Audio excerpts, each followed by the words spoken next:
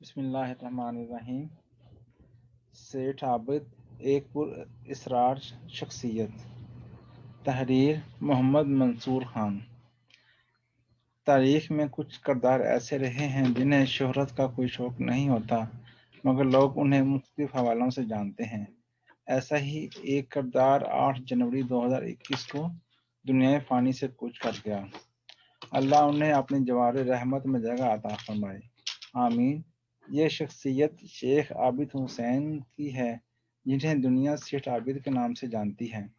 1936 میں وہ قصور کے سرحدی علاقے میں پیدا ہوئے اور وہیں پر پلے بڑھے، جہاں ان کی شیخ تجارتی قبیلے کے ممبران ہندوستان کی تقسیم سے پہلے کلکتہ سے چمڑے کی تجارت کرتے تھے۔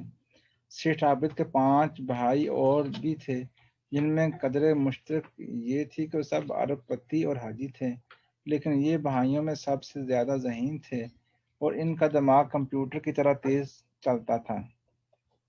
اللہ نے انہیں ایک بیٹی نصرت شاہین اور 3 بیٹوں سے نوازا۔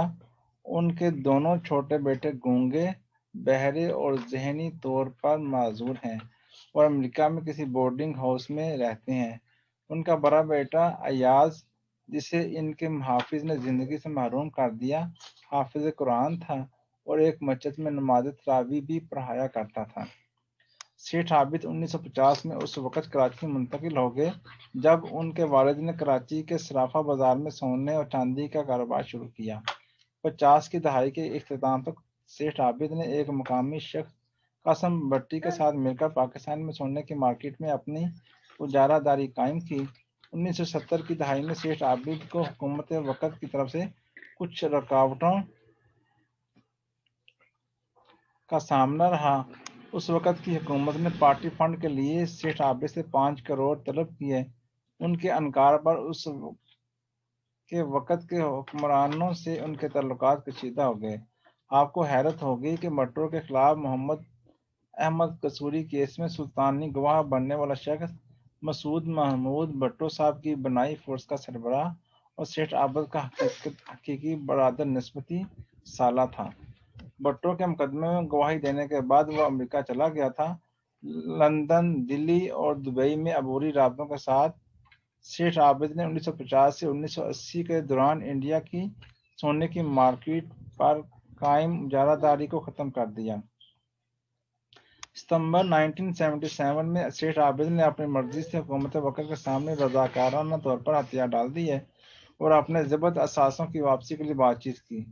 پاکستانی تناظر میں سیٹھ عابد کو بڑے پیمانے پر ایک ایسے شخص کے طور پر جانا جاتا ہے جس نے پاکستان کے جوہری پروگرام کی ترقی میں معاونت کر کے ایک عظیم شاعری کی حیثیت سے شہرت حاصل کی۔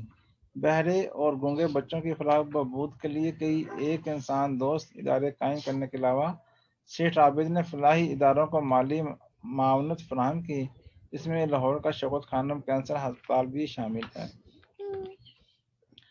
اپنی تجارت کے کیریئر کے دوران ان کے بہت سے کردار تھے: سونے کا تاجر، اسٹاک مارکیٹ ایکسچینجر، انسان دوست اور سب سے بڑھ کر ریئل اسٹیٹ کا ایک بہت بڑا نام۔ 1990 کی دہائی تک وہ لاہور کے مختلف مقامات پر وسیع پراپرٹی رکھنے کی وجہ سے شہر کے سب سے زیادہ وسائل رکھنے والے پراپرٹی ڈیلر بن کر ابھرے۔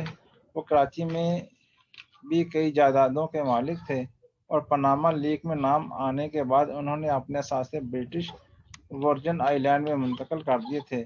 سیٹھ عابد کے درجنوں حریف تھے، لیکن کسی کے پاس ان جیسی صلاحیتیں، روابط اور سرمایہ نہیں تھا۔